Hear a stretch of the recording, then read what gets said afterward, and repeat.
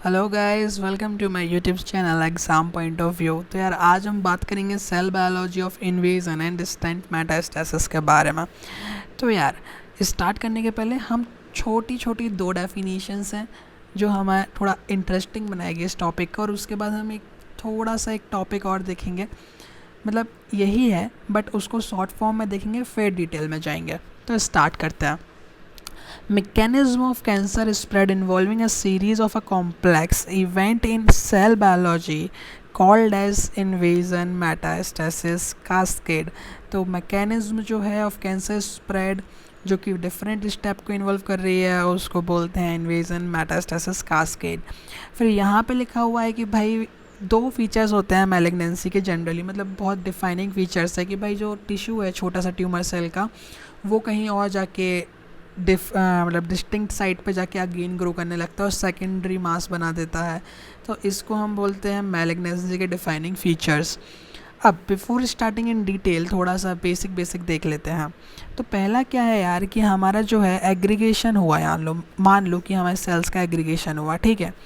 अब वो सेल्स जो हैं वो धीरे धीरे ट्यूमर सेल लूज़ होने लगेंगे, उसके बाद वो डिग्रेड करेंगे ईसीएम को, फिर लोकल इन्वेजन करेंगे, फिर इंट्रावेसेशन होगा वेसल्स में, फिर ये जब अंदर चले जाते हैं तो सर्कुलेटिंग ट्यूमर सेल्स हो जाते हैं, ये सर्कुलेट करेंगे, ठीक है। And finally extravasation and angiogenesis and at the end micrometastasis colonization. Now अब डिटेल में देखते हैं थोड़ा सा। तो फर्स्ट चीज़ जो है हमारी यहाँ पे डेट इज़ कि यार सबसे पहला हमारा है aggressive clonal proliferation of primary tumour. इसमें क्या है तो यार जो हमारी सब पॉपुलेशन है या फिर क्लोन ऑफ ट्यूमर सेल्स हैं वो प्रोलिफरेशन करना स्टार्ट करते हैं और इनमें इतनी पोटेंशियल होती है कि they can spread locally. Secondly कुछ जो है मेटास्टैटिक ऑन्कोजेंस होते हैं जैसे कि स्नेल एंड ट्विस्ट जो कि एनकोड करते हैं फॉर ट्रांसक्रिप्शन फैक्टर जो कि प्रमोट करते हैं ट्रांजिशनल एपिथेलियल, ठीक है, ट्रांजिशन ऑफ एपिथेलियल टू मीजनकाइमल, ठीक है।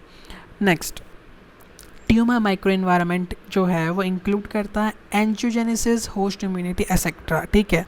तो इससे क्या फ़र्क पड़ रहा है तो यार जो न्यू फॉर्म्ड एंजियोजेनेसिस होती है ना, मतलब न्यू फॉर्म्ड आर्टरीज जो होती हैं उनका क्या होता है कि वो लीकी होती हैं, इस कारण से बहुत ईजी होता है ट्यूमर सेल्स को टू पेनिट्रेट दैम, ठीक है। तो ये 3 पॉइंट हो गए हमारे काय में एग्रीगेशन क्लोनल प्रोलिफरेशन के अंदर। नाउ ट्यूमर सेल लूजनिंग की अगर हम बात करें, ठीक है, तो एपिथेलियल सेल्स जो हैं वो आपस में बंधे रहते हैं। This is the thing we all know कि सेल से सेल एडिशन भी रहता है, cell to ECM extra cellular matrix भी एडिशन रहता है। किसकी वजह से होता है तो वो है E cadherin. E cadherin is inactivated by metastatic oncogenes snail and swift, जिसके कारण डिटैचमेंट ऑफ कैंसर सेल हो जाता है, degradation of ECM. So increase in concentration of proteolytic enzymes, ठीक है, such as MMP, matrix metalloproteins, while decrement in TIMP, tissue inhibitor of metalloproteins। तो obvious सी बात है जब proteolytic enzymes बढ़ेंगी उस पर्टिकुलर एरिया में तो ECM जो होगा वो डिग्रेड होगा। Next loss of basal polarity. तो क्या होता है कि एपिथेलियल सेल्स जो हैं ओरिएंटेड होते हैं बेसमेंट मेम्ब्रेन में, किसके कारण, इंटीग्रिन्स के कारण। अब इंटीग्रिन्स में क्या होते हैं, रिसेप्टर्स होते हैं, किसके, बेसमेंट मेम्ब्रेन प्रोटीन्स के। तो रिसेप्टर जो है प्रोटीन में बंधा रहता है, ठीक है। तो इस कारण से क्या है कि ये सेल्स जो हैं ओरिएंटेड रहते हैं, but these proteins are actually degraded by the cancerous cells. इसके कारण क्या होता है, loss of basal polarity. Now इतना हो गया, ठीक है। तो अब नेक्स्ट स्टेप क्या करना है, हमको इंट्रावेसेशन करना है।